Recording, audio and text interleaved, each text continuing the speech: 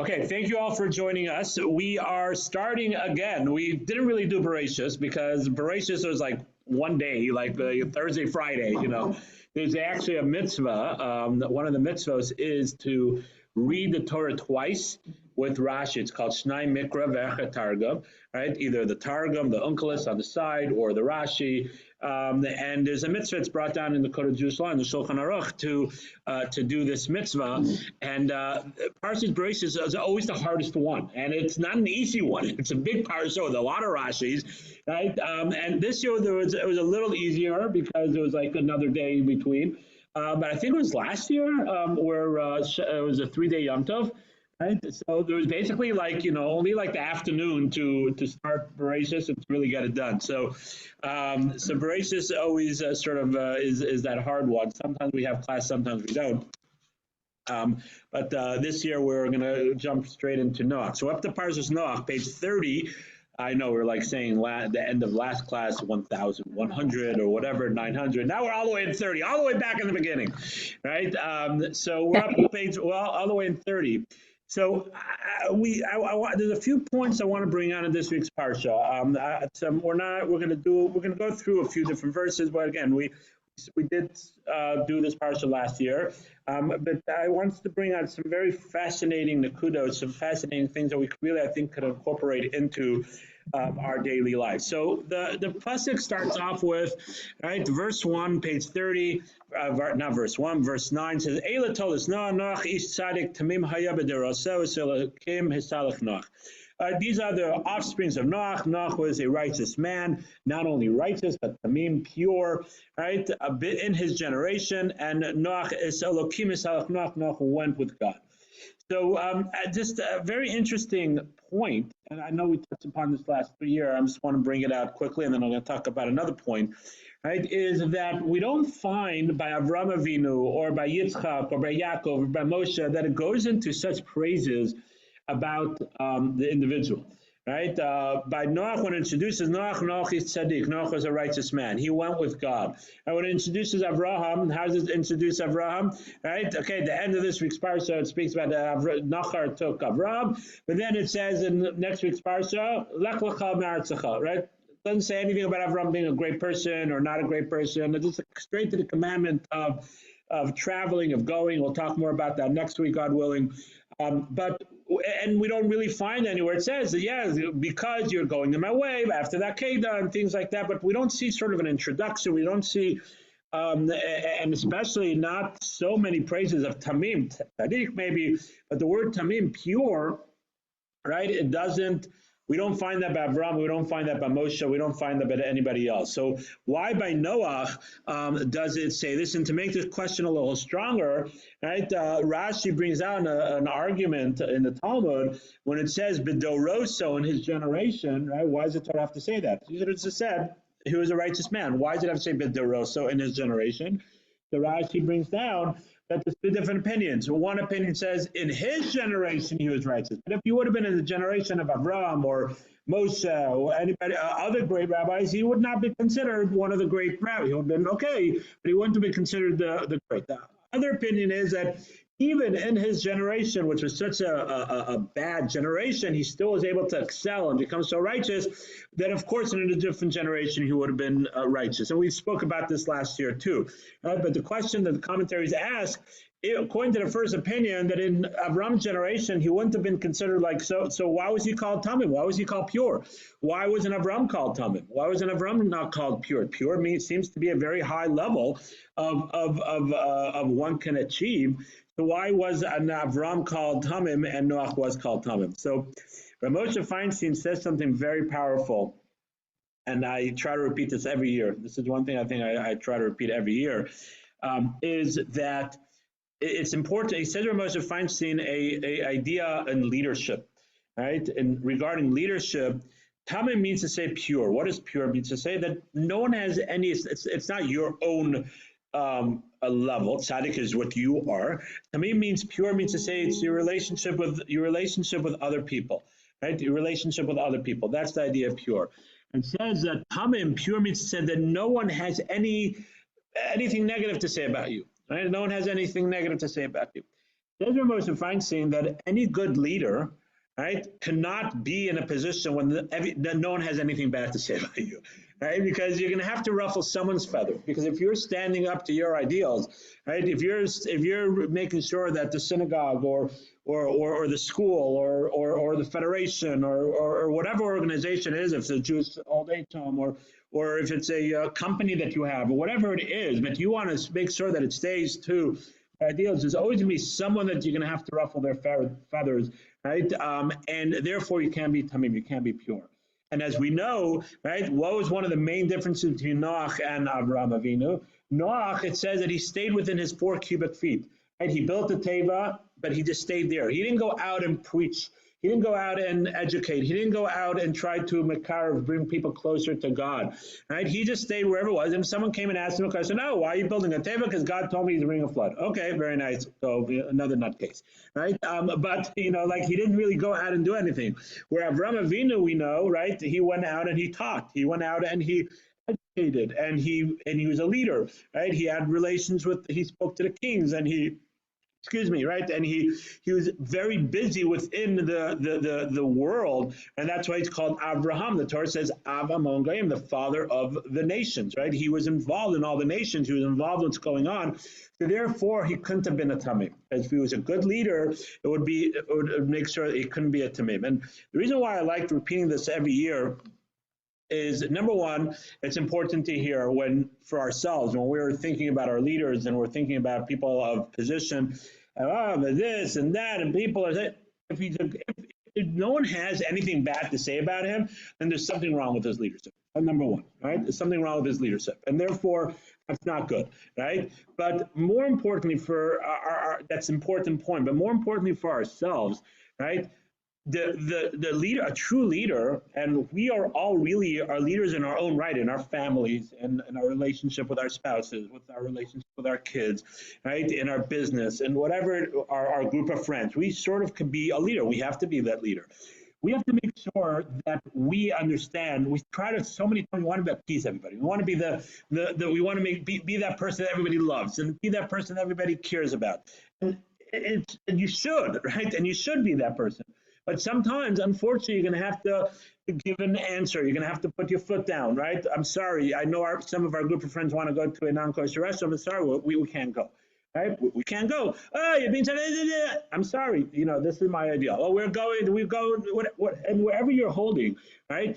Your kids want to do something. I'm sorry, once they reach a certain age, you could just give them a suggestion. Be careful, right? Then you're just going to lose relationship with them, right? And my 18-year-old is, Baruch Hashem, she's a good girl, and she's still, I know I'm being recorded, she's going to kill me, but she told me the other day, she said, Daddy, you're the best father ever. I was like, oh my gosh, right? And she's 18, and she still says that. Right? Maybe she's saying it because now she's getting a little older, right? I don't know.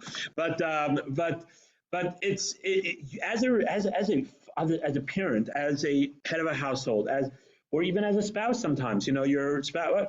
No, you have to be that leader, and even though it might not be the most popular decision, that is what Avraham Avinu is, right? And yes, Noach, of course, was very high, right? But we are the children of Avraham Avinu, and sometimes we have to make that unpopular decision, right? We know as parents, we do that a lot of times, right? You can't go to that party, you can't do this, you can't drive yet, you can't, whatever it is.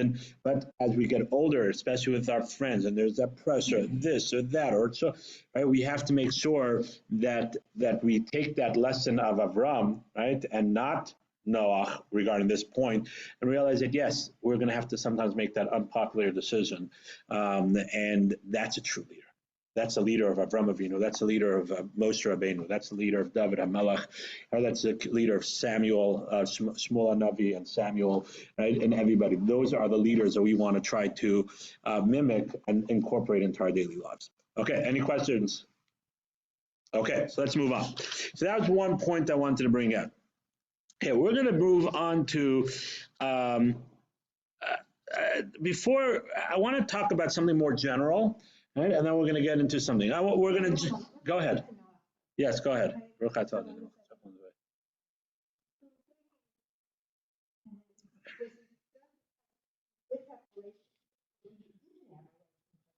Because he didn't really have a relationship. Yeah. He kind of just kept to himself. He was like that. We have some people like that. They just sort of are in the back corner, and everybody's like, say good Shabbos, and say good Shabbos, and they don't really ruffle anybody's feathers. They don't really have a relationship. It doesn't mean to say that he's a hermit, that he didn't know anybody, and he didn't go, but he didn't go ahead and meet. He didn't have that leadership component of of um, of of of going out and educating and going out and telling people that, hey, what's going on is wrong, and and try to teach you. There's laws of stealing. We know one of the things was stealing and immorality, right? These are laws that the Torah that God told us. He passed it down from Adam, right? And Mr. Shelach and our grandfather, and it wasn't that long. It was a thousand years, right? A little over 1,000 years, right? So he didn't go out and teach. He didn't go out and educate. Right, and therefore, right, he didn't ruffle anybody's feathers. He was that the nice candy man in the back of the shul. What's the message that we're supposed to take away from Noach himself? So from Noach himself, I wasn't going to talk about this, but thank you for asking. And as I always say, questions, we go straight into the questions, right? One of the important lessons that we learn from Noach is dedication to the mitzvah. Right? Because God told him to build a teva, and it took him 120 years, and he didn't falter, and he kept on doing it. Right? So we say that he wasn't on the level, he didn't go like Avraham, he didn't go out and preach it. But if we would have to do something for 120 years and get ridiculed, and people come and ask you about it and say, well, are you crazy, right? This is the thing about Bruce Almighty, right? But just in the movie over there, they made fun of him, right? Imagine in real life, and for 120 years, 120 years then was probably more like 25 years. Our day, still 120 years, but they lived for much longer, and life was very different, right? But the dedication and the belief in Hashem, and when Hashem told him to do something, he stuck to it, and he did it. And yes, we say later on that he had a little lack of faith. He didn't want to go in, and Hashem pushed him in. Okay, that's on a microscopic level. We look at him. The Torah is hinting to us that he had to get it pushed a little. But overall, that dedication of not just saying, well, forget it, I can't do this. It's too cold outside to walk this Shabbos, or it's too hot, or I've been doing this now for so long, and I don't really feel like I'm growing, right? So like, why should I keep on doing this? No, keep on doing this. It took 120 years until he finished, and until Hashem said, okay, now it's time for the Malva is going to come. Now, finally, after 120 years, you see the fruits of your labor going into action.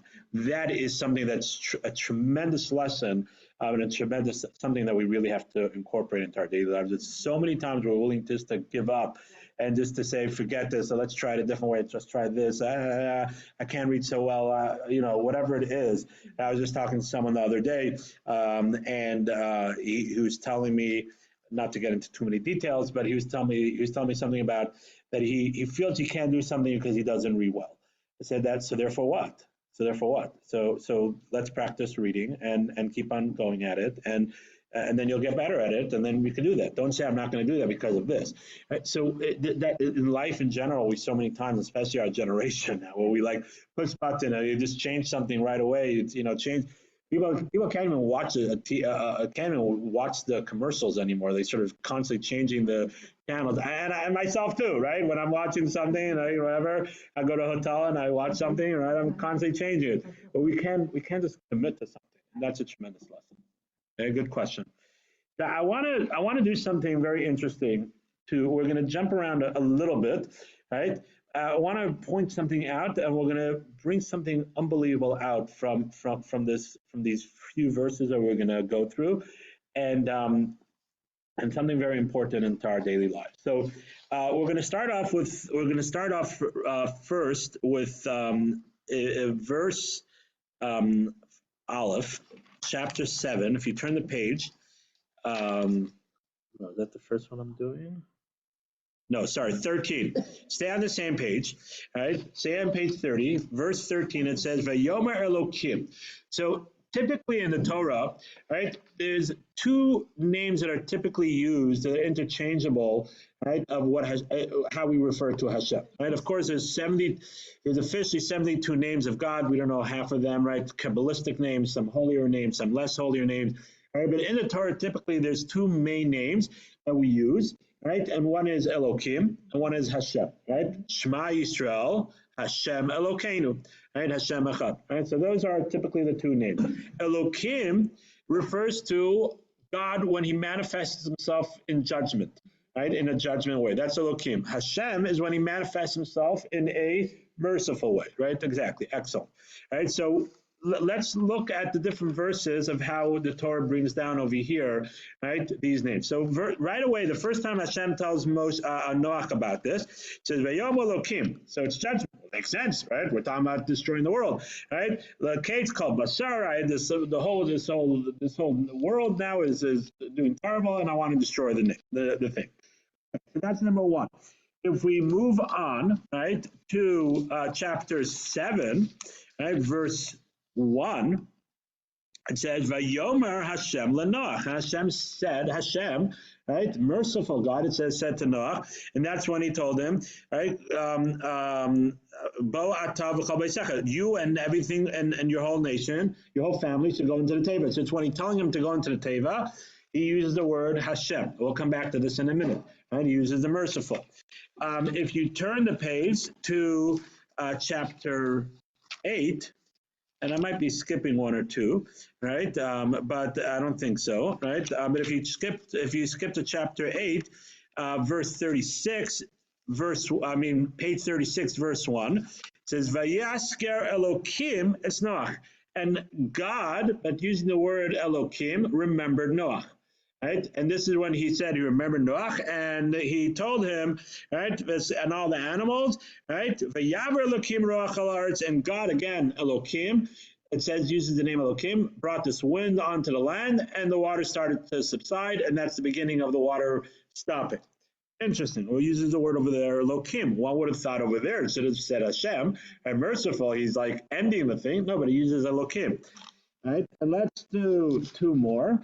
Right, if you go to verse Tez Zayin, right, which is verse 17, it says, 16, verse 16, it says, Vaydaber Elokim el Noach, right, Lamar, Same in Teva. So after the whole, goes through the water subsiding, and then Noach sends out the dove, first the pigeon, and then the dove, and finally, finds that the whole rest.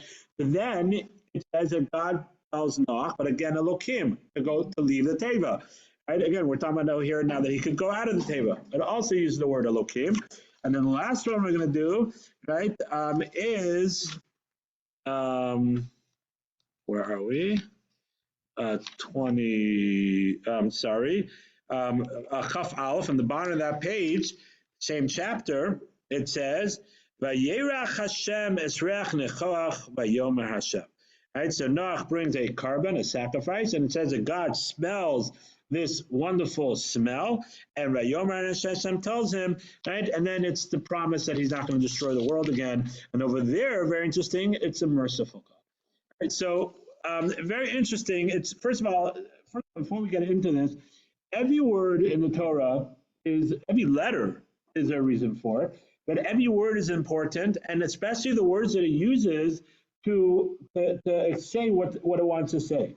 So there's a reason why it says sometimes Hashem and sometimes Elokim, right? So now, first we could say, well, Elokim, okay, that makes sense. We're talking about judgment over here. We're talking about destroying the world, right? So it makes sense.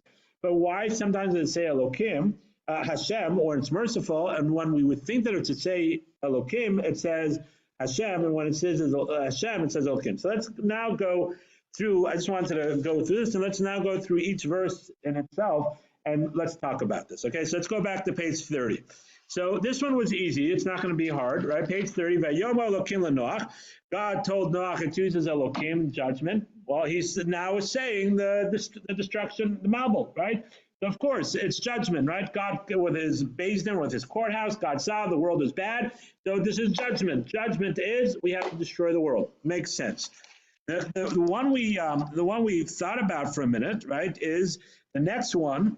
It says, "Vayomer Hashem LeNoach ba'at v'chol beisecha l'teva." So this one actually also, one could ask, right? One would think that this makes sense. Hashem is merciful, right? So he's telling Noach and his family to go into the teva. But 1 second, why does God have to use the merciful name. Why not the judgment name? It started off saying in the Parsha, Noach is Shadik, Noach is Tavim, Noach is great, right? He goes with Hashem. So if he was so great and so great, so why couldn't it have been with the judgment that Noach and his family be saved? Right? Why does it have to use the merciful name? Good question, right? Right? If Noach gives this whole introduction, Noach is so great, so why does it have to use the name of Hashem, of merciful?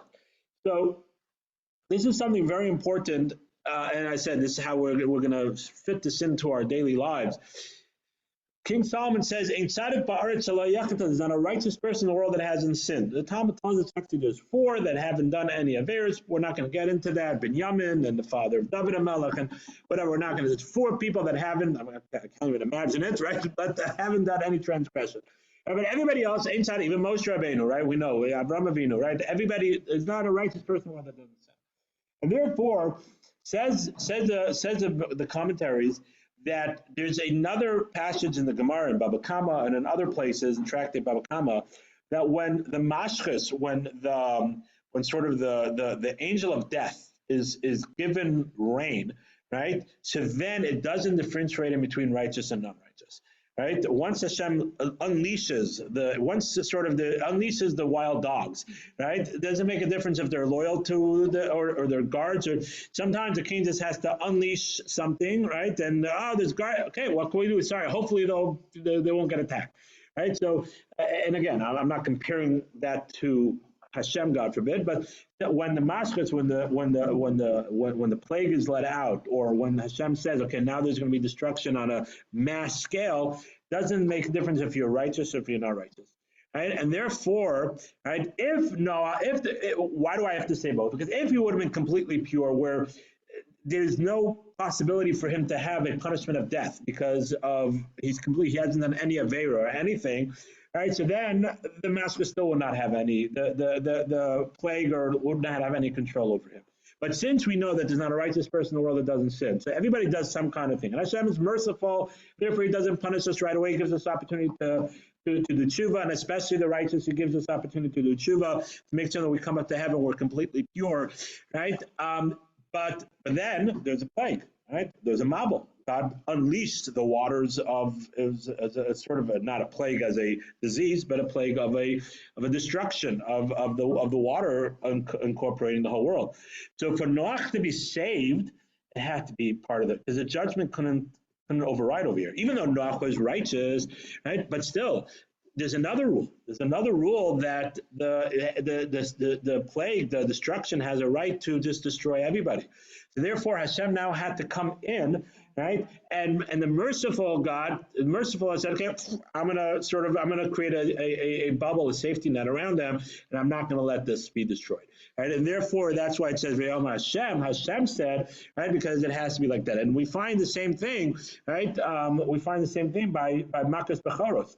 Right, it says when the mashchus, the disease, whatever was let loose, right, to kill all the firstborn, right. So we have to go ahead and put the blood of the carbon pesach on the doorpost. That says that we'll know the difference between the Jewish home and the non-Jewish home. Why? Where it's only the firstborn of the Egyptians. Because again, a similar idea. Because once it's out, that goes out. It goes out. Now, why is this so important for us? Okay, it's a nice way of explaining the. Second, I thought this was upgraded. Right? Why is this so important in our daily lives? Right? Because, and I'm not getting into this right now, right? But right, we this is one of the avenues I've had to understand when bad things happen to good people, right? And I'm not getting into the whole part, so that's not our discussion. I'm just saying this is one of the ideas, Holocaust or when there's terrorist attacks. It's such a good, you're right, 100%. But these are one of the ideas. Once there's a rule, the nature of the world, and once the thing is let out, right, it doesn't differentiate between righteous and not righteous. So this is one of the ideas over here. Hashem had to come and do something extra, right? The merciful God had to come in, and the merciful God came in to do something extra. Now, why doesn't he do that? We're not getting into that discussion right now, right? And we're not going to discuss it now. Otherwise, we'll have a whole another 45 minutes to 2 hours on this discussion, right? But and I'm happy to talk about this privately or another time, right? But that's just sort of an insight of how to look into it.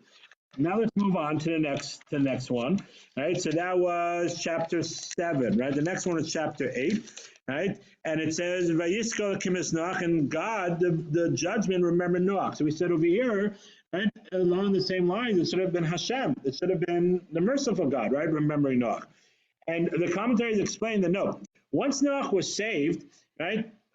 So now Hashem, now he's in the bubble of being saved. Now the judgment says, okay, I said that once I said that Noach is going to be saved, so now it's back to judgment. Right now it's back to the court. It's law and order. This now is part of the process of Noach being saved. So therefore, right, it goes back to Elohim. It goes back to the judgment, right, of Noach being saved, right? And then the next one, right, on the bottom of the page, on the next page, sorry, where it says "V'yidaber Elohim el Noach lemor," same idea, right? It's still part of the judgment now that the world needs to continue, and Hashem said the world was continue. That's part of the judgment, right? That again along the same lines. And the last one, "V'yarech Hashem es reach nichoach," Hashem smelt this wonderful reach, right? So the commentators over here say it's what it means Hashem. It's the reach. That when Noach brought a carbon, right? If you look at verse 20, and I skipped that one, but it says, "Ve'ivin Noach mizbech la Hashem." Noach brought a mizbech to Hashem, right? On page 838, right? On page 38 in the Hebrew, right? So Noach, when he brought the carbon, when he did the sacrifice, what he did was he elevated, right? He changed God from the chair of judgment to the chair of mercy, right? That's what he did, right? And that's our action. If when on Rosh Hashanah, many times we say, we talk about this idea of God going from kisei judgment to kisei rachamim, to a chair of mercy. Our prayer, our actions, and that's the lesson that we can learn from here, is that our actions, our prayers, our good deeds, are overcoming a challenge by not doing something that we shouldn't be doing, or doing something that we should be doing. We have that power, right, that God gave us, of course, but we have that power to go ahead and to change the chair of judgment to the chair of mercy.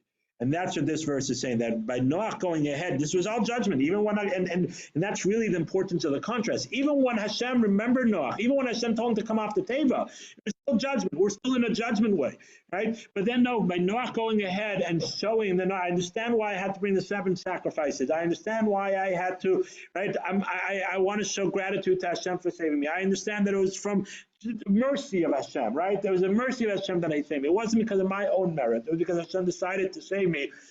So he brought them his back. He understood all that, and we went ahead and he changed it to chair of mercy. And then what happens? God smells it and he says, "Lo osif l'kalakel od sa'adam bavora adam." Right? And God made a vow on the merciful chair, not the judgment, because the judgment chair, why? Right? It's not a judgment thing. If they're bad, they're bad. If they're good, they're good. Right? But by not going ahead and transforming Hashem, right? With that, Hashem gives us that power, but transforming Hashem from the chair of judgment to the chair of mercy, right? By bringing that sacrifice, Hashem then goes ahead and uses, now he's on the chair of mercy, he says, oh, now I can make a vow that I'm not going to destroy man anymore. That judgment has no control over this anymore. Man will never be able to be destroyed completely. There'll be horrific things here, and there'll be horrific things, there'll be tsunami and volcanoes and earthquakes, but man as an entity will never be able to be destroyed. That's the power that we have to be able to transform Hashem from a kisei of judgment to the kisei of rachamim, the kisei of mercy. And we do that through our actions. We do that through doing good deeds, by giving tzedakah, by davening, by saying kaddish, by answering amen, by going to minyan, right? By refraining from doing something, making blessings over our food, whatever it is, overcoming the negative commandments and doing the positive commandments. As we grow, we have that ability, and that's what we daven Rosh Hashanah and Yom Kippur. But we could do it all year round, and when we have that power to do that, and when we do that, wonders happen. Hashem goes ahead and makes an edict for the rest of times that man will never be destroyed. That's the power that we have, and I think that's an unbelievable thing when you're looking at the whole parsha. You look at each pasuk by itself, but when stop and look at the whole thing of how things transformed and why each name is being used, right? And also it allows us to reflect into our daily lives and say, different times there's different things going on. We don't know, but we have that power to always try to make it into a positive, into a judgment, from judgment to mercy. Okay, any questions? Yeah. Right. Yeah. Yeah. So again, remember, time is very. Noach actually was a youngster, right? Noach was when he had the kids. When it was the last week's parsha, he was 590, I think, when he had his kids, right? So he was sort of or maybe 300. So I have to look it up, right? He was sort of a youngster, right? He was older. He had his kids a little older. The reason why is because Hashem didn't want him to have too many kids, because if he wasn't right, if they weren't righteous or too old, then they would have to be judged by themselves. None of his kids were over 100 when they went into the Teva, right? They were still considered kids. Back then, the judgment of Shemayim was 100. Nowadays, it's 20. Life is very different, right? But yeah, it took him 120 years to do that. And that was a dedication. Okay, let's move on. Okay, so let's actually go. Let's go backwards for a second. Let's go back to chapter. What am I doing over here? In chapter 7, pasuk Yudalad. Right. So it says like this. It says, "Ashelach teva," right? Make for yourself a teva, right? And then it goes into the details of what the teva should be made out of, right? So the commentaries, again, back to the language. Why is Shelach teva? Make for yourself a teva. So I say teva, make a teva. Who else for, right? For someone else, make a teva. Right? Why does it say Shelach teva? Make for yourself a teva, right? What's for yourself, right? So the commentaries do a very interesting. The Bali Musar primarily talk about this, but a lot talk about this. But the Bali Musar talk about this. That a teva, the ark, right, is a metaphor also for our daily lives, right? The ark saved the physical Noach, right, from the waters and from all the destruction. But we have many turbulences and many big waves and that are slapping up against us all the time. Right? We have a society. Every generation has their difficulty. At the time of the temple is Avodah Zarah. We don't really understand what it means to bow down to a tree or things like that. Idol worshiping, even though the commentaries say that our sort of idol worshiping is money, right, and fame, but okay, that we can understand, right? People doing crazy things for fame or for money, right? But every generation has their struggles, right? And we unfortunately we have a tremendous amount of struggles, both with what's moral and what's not moral, right? With our religion, with intermarriage, with so many struggles, with a society that we're very grateful that allows us to flourish and allows us to grow and to do business but at the same time, it's also a danger. Right, as someone once said, that we lost more Jews in the last, in the last, what is it now, almost 80 years, something like that, right? And then we lost in the Holocaust, right, from intermarriage and from things like that. We are very grateful, but at the same time, there's also the danger, right? There's many dangers, many things that are striking at us and coming towards us, and we have to make a refuge. We have to make a spiritual refuge. I say lachat teva, make for some reason it went back down, and I thought I got it changed, but I didn't. Sorry about that, guys.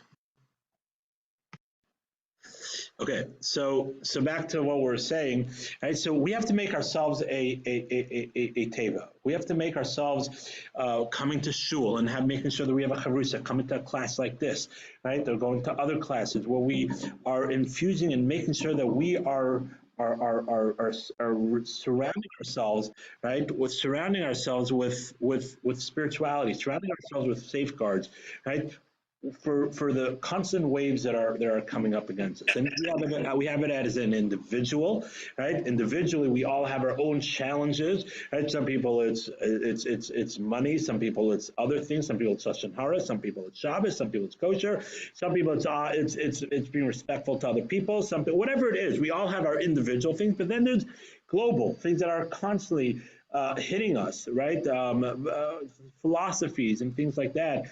And we have to make ourselves a table. We have to make ourselves an ark, right? And Seilacha tables, that's what Hashem is teaching us for generations. Seilacha, make for yourself a table. Each one of us, when we read the pasuk, all right, Seilacha table, make for yourself a table. I'm talking to myself. Hashem is talking to me. Yes, he was talking to Noach back then, but also when I'm reading it, I'm reading Seilacha table, make for yourself a table. I'm not going out and building a table. No, make ourselves, for me, a teva, a spiritual teva, right? A place where I have refuge, right, from this crazy world that we live in, right, from the attacks that are constantly coming towards us. And that's making sure that you have a confidant, a rabbi, or someone that you could talk to when you have questions, making sure that you come to classes like this and other classes, right, coming to shul, making sure that you, whatever it is that we're struggling with, right, make sure that you, for some people it's making sure they light Friday night candles, for some people it's making sure that they wear their kippah more, whatever it is, right, we have to reflect and we have to look internally and make ourselves a table.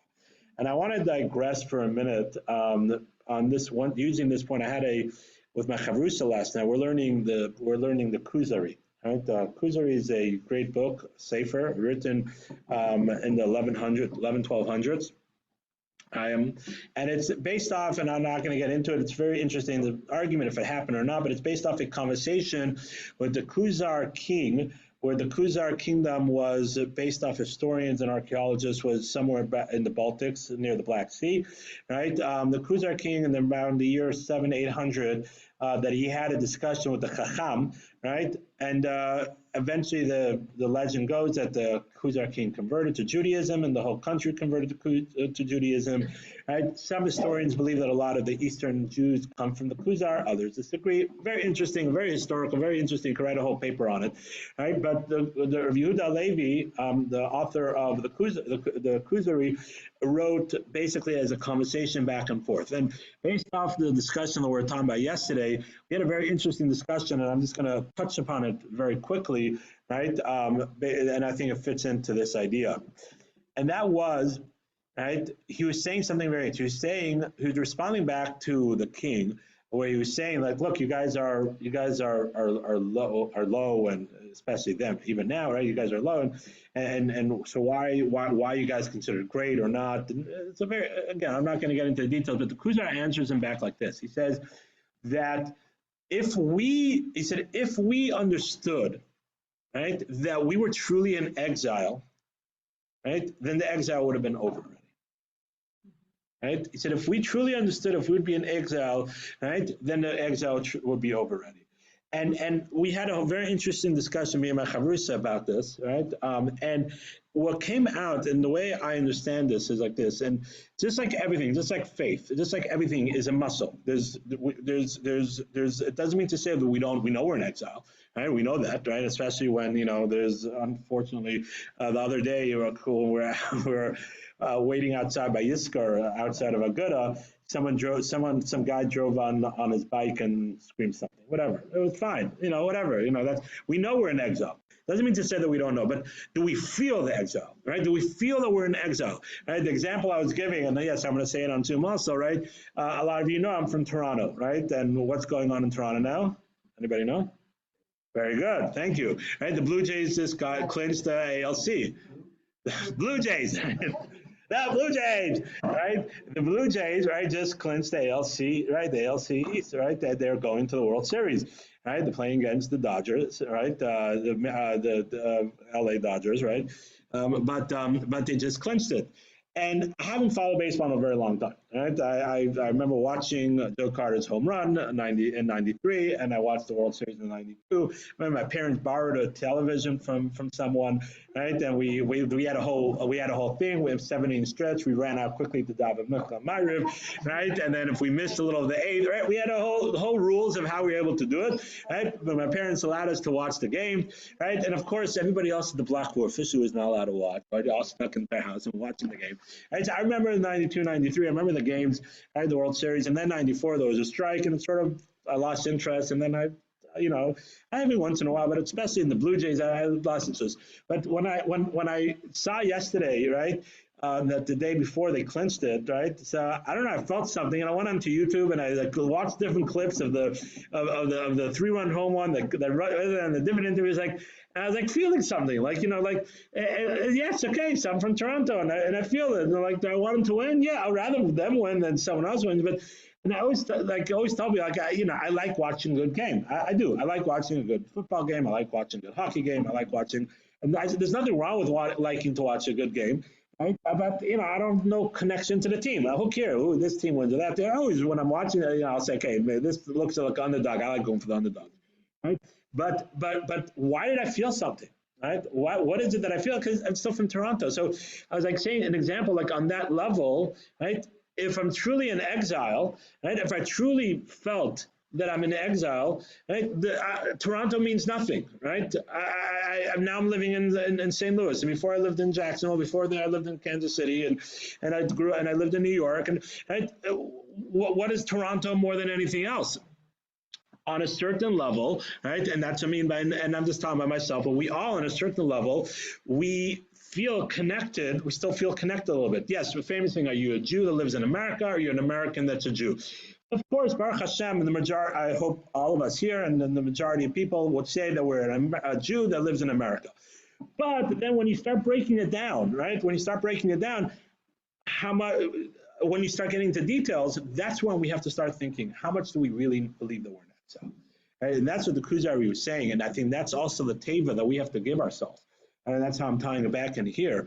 The ultimate teva, the ultimate security for us to remember is that we are in exile. We're very grateful. We say a bracha for the Medina, and my grandfather's in the U.S. Army, and right. And yes, that's not a contradiction. We have gratitude for the country that we live in, and we have to abide by its laws, and we have to support it, and we have to, if we could go to the army, we do that. But we are still in exile. Right? We're still in exile. Right? And if we could truly believe that, and that's what the Kuzari is saying, if we truly felt that way on the deepest level, right, then the exile, that Hashem said, okay, you're done with the exile. Right? You understood your purpose. You understood that you rebelled against me. You understood that the base of Mikdash is destroyed, and you understand that you're in exile. That in itself would take us out.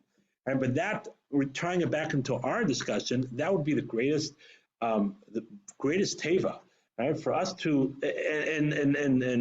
and someone's telling me, yeah, I think about it. I said, just by thinking about it is already a level, right? How many of us actually think about this, right? And of course, I'm not talking about people in this room, right? But how many of us even think about it? I was telling him, my parents, they lived in Eretz Yisrael, right? And they're both Americans, they lived in Eretz Yisrael. Before they left, right, they asked her some Zalman Arbach Hashayla.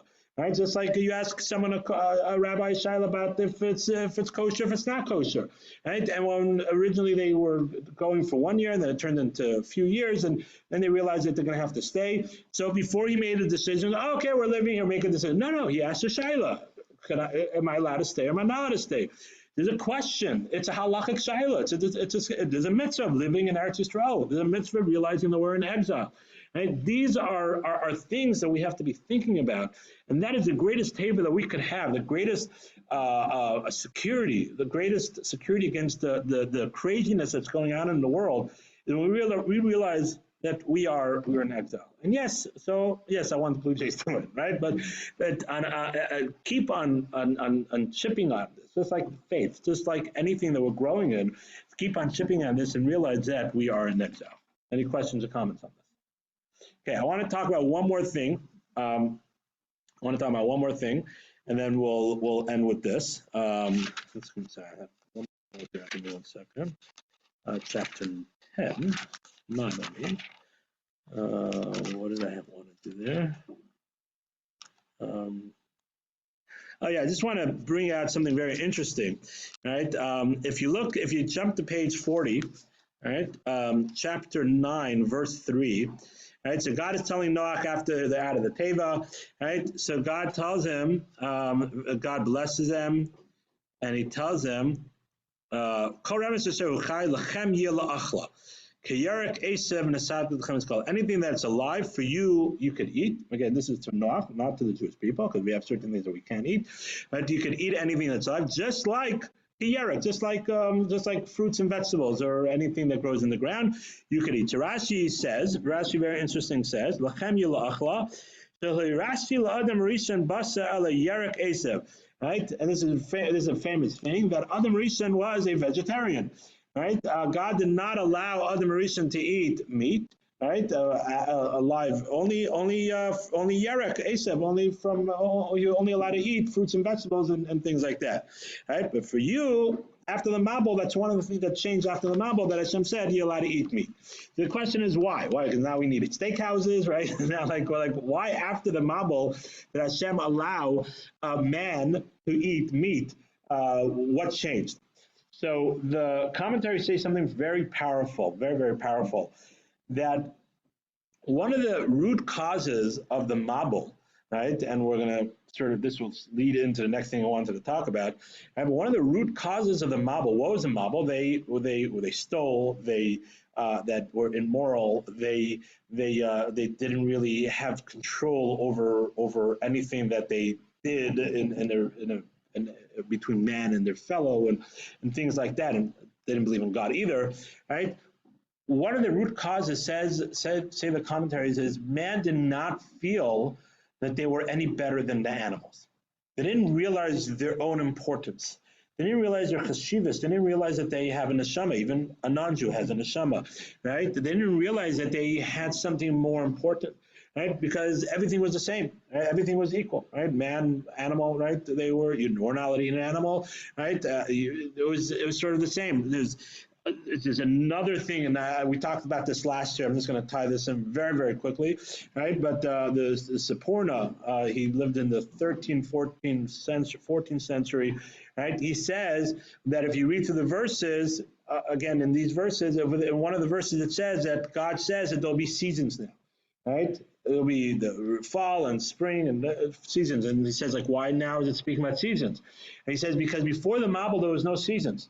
Says something fascinating, right? And this, again, the 13th, 14th century, right? He says that before the Mabul, the world was not on an axis, right? First of all, knowing that the world is round, right? All wisdom is in the Torah, right? He said the world was not on an axis. And therefore, if the world's not on an axis, it hits the sun always on the same way. So it's always the weather was perfect. The weather was like San Francisco all the time, right? The weather was perfect. I don't know if this is San Diego, sorry. Right? San Diego, sorry. Right? It was like San Diego all the time, right? The weather was perfect, right? It was always great.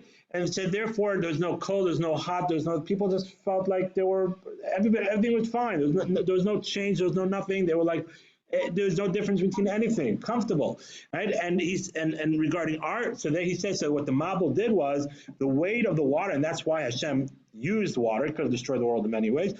So the weight of the water tilted the world on an axis, right, which now has 4 seasons. It's on a completely different point of the wisdom that's in the Torah, that a 14th century rabbi, right, knows about the world is round at that time, knows that the world's in an axis, knows that the seasons run because of that, right?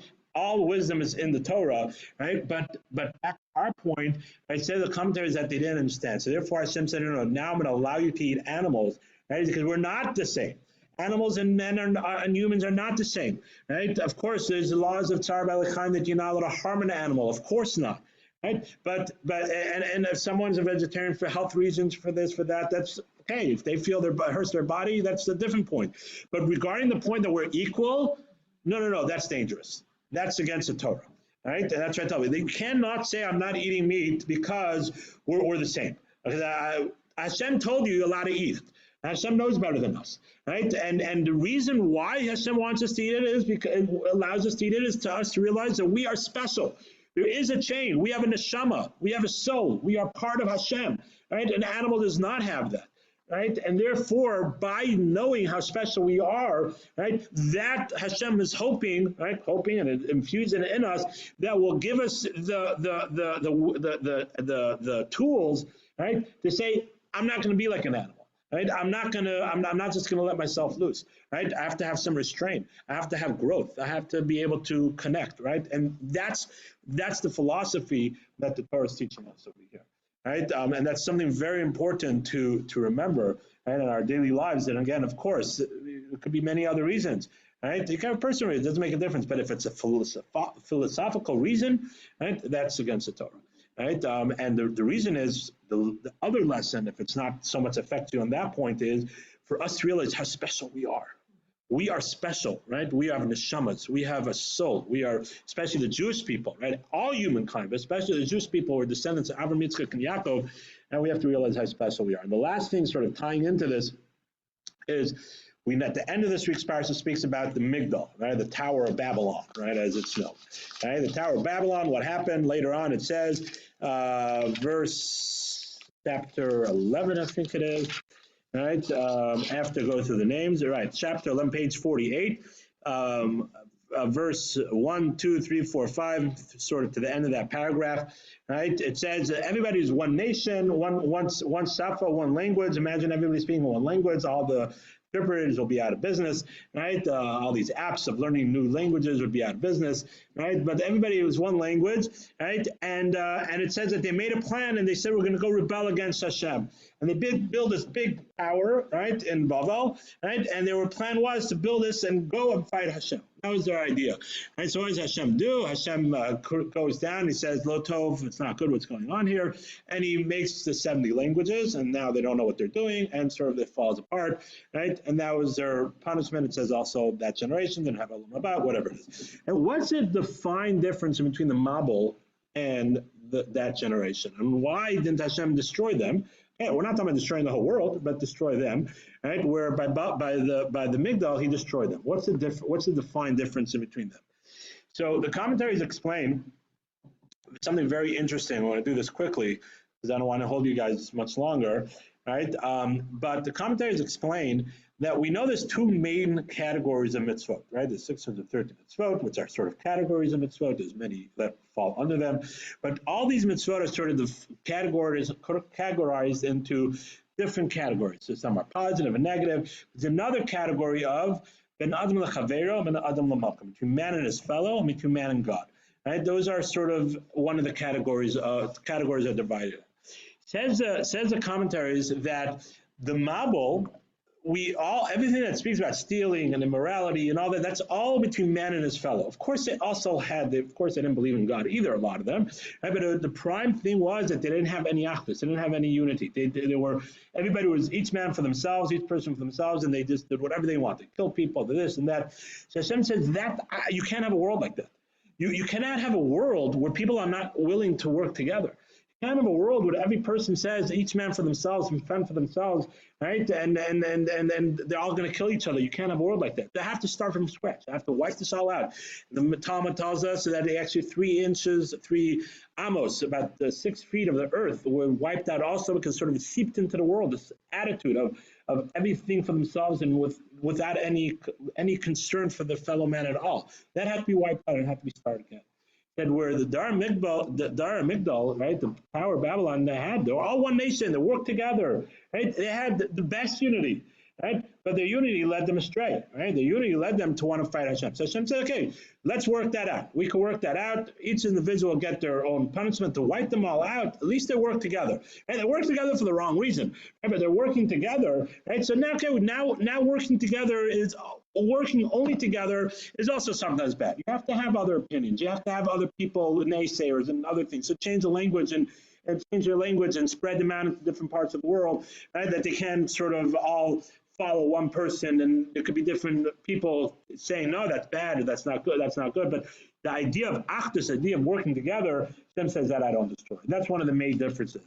But one of the things also that we learn from here is, and this is important in our daily lives, right, also is that everything has a balance.